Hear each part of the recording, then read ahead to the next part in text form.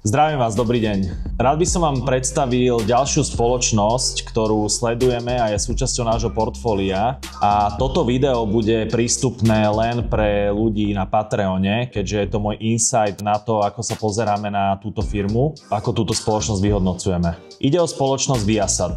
Viasat je americká globálna firma, ktorá poskytuje vysokorýchlostné satelitné pripojenie a bezpečnostné systémy. Medzi ich zákazníkov patria najmä vlády, firmy, aerolinky, ale aj retail.